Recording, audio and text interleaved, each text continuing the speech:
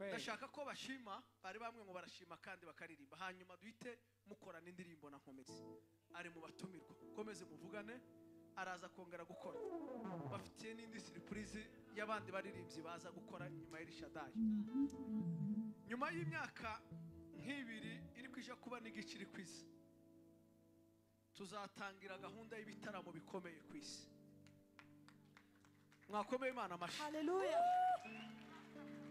gisubizo tuzatangira ibitaramo bikomeye impamvu y'ibyo ngibyo ngizi iminsi nyinshi mbisengera kandi umwuka w'Imana arabinyemeza ico gihe badeni bazaba babonye ibyangombwa bariko bagenda bankomezi barabifite babigira Imana bazaba bafite ibyangombwa ba Dayiro ba Davide ba Erike ba Gatete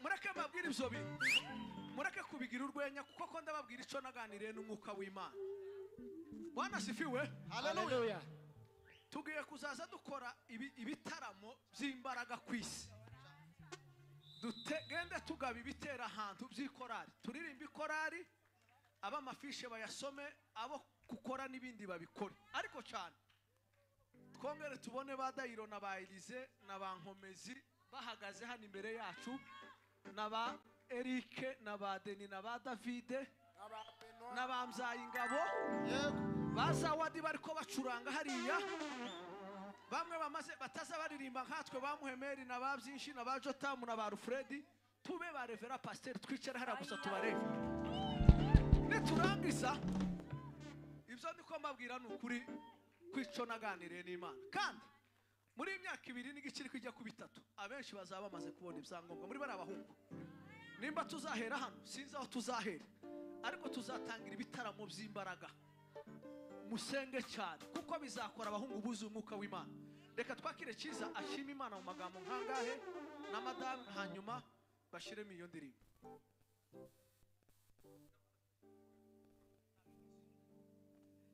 amen kora neza impamvu zimanuka amen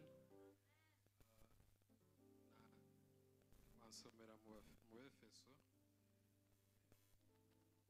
ibice bitatu umurongo wa 20 n'uwa 21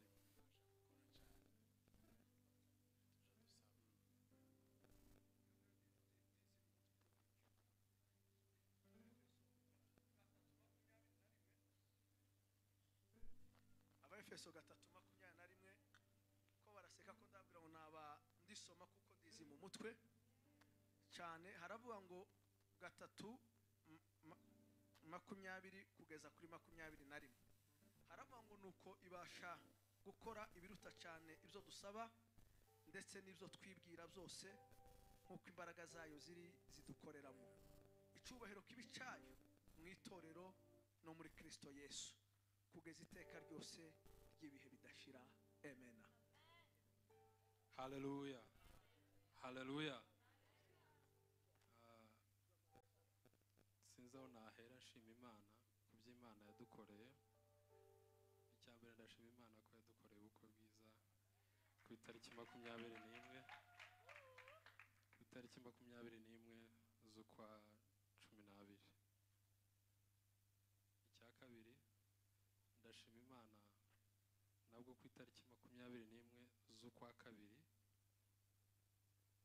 haciye amezi abiri twakoze impanuka jye na madame tuvuye ku Kibuye turi kuza twari dusoje akazi turi kuza i Kigali kuko kenshi tuzi Kigali tuje gutarama bitewe n'impamvu zacu z'umuryango wacu kuko n'iby'Imana yadusezeranyije ko tugomba kuzajya tuza kenshi muri weekend mu gutarama. Dutarama 2 mu kwezi bitewe n'aho duturuka ku Kibuye, igitaramo cy'umuhuro w'abera n'igitaramo cya Gisubizo.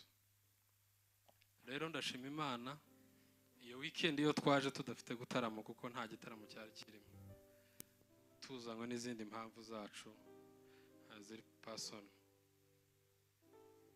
Tugezeho bita Inyange, wenda bamwe barahazi, tugira ikibazo mu muhanda, mu ikorosi duhura n'abana bari bicaye mu muhanda. Mu gukata imodoka namwe murabyumva byakurikiyeho, amafera aranga, vora nayo iranga, dukubita ku mukingo, imodoka ifatwa n'umuriro yose. Turashima Imana cyane ko mu byabaye byose tutayivuyeho. Amen. Hallelujah. Ikindi cya kabiri, turashima Imana ko ibi bintu yarera bitubwiye mbere, wenda iyo tuza kubimenya nyuma twari kuvuga ko ari bisanzwe. Hari abavandimwe dusanzwe dusengana cyangwa se babimenye mbere yuko biba. Iyo weekend najemo, indi weekend yari yabanje igitaramo cya Gisubizo, nibwo ayo makuru yamenyekanye y'imodoka kwizagira ikibazo. Bibiliya ni igivuga yuko nta kimana izakora itamenyesheje intore zayo. Amen. Turashima Imana ko ibyo bintu yari yabitanze, hanyuma tuvamo turi bazima. Nubwo nge nagize ikibazo cyo kuboko ariko kuri kugenda gukira, nari mfite ibindi byinshi bikuzengurutse, ariko ubu ngubu murabona yuko nshobora gushima Imana y'ibyo yakoze. Ikindi gikomeye, twari kumwe nge nawe twari babiri, ariko we nta kibazo yigeze agira. Nta kibazo yigeze agira, nishimwe rikomeye, kubera yuko wenda tutabana, wenda n'ababyeyi be tutabana, hari ubundi buryo twari kubitekerezamo byari kuba birenze imitima yacu. Ariko kubw'iki Imana yakoze, ndashima Imana ko we nta kibazo yigeze agira. Amen. Muri ibyo byose ndashaka gutera haleluya, hanyuma inyuma wenda turaza kuririmba indirimbo tunasirimbira Imana ku byo Imana yakoze. Twarimo twumva indirimbo, ni indirimbo ya Chris murumuna Bihozagara, imigisha Imana itanga.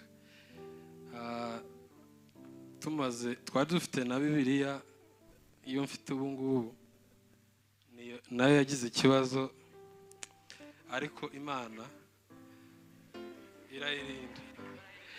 Impamvu yayirinze, reka mbabwire kuri no Bibiliya. Iyi Bibiliya niyo bayiduhaye dusezerana. Tuva mu modoka, nicyo kintu cya mbere twakuyemo. Niyo yari afite we aza kuyikuramo, kubera ko hari ijambo Imana yari yatubwiye iri ngiri nyine twasomye ry'Abefeso. Imana yaturindiriye muri iryo jambo, yongera kuturemera amashimwe mu muryango wacu. Imana ishimwe. Hallelujah! Hallelujah! Hallelujah! Hallelujah! Hallelujah! Twongere irindi rimwe. Imana yadukoreye ibikomeye, natwe turishima. Amen. Hallelujah! Hallelujah! Hallelujah! Hallelujah! Hallelujah!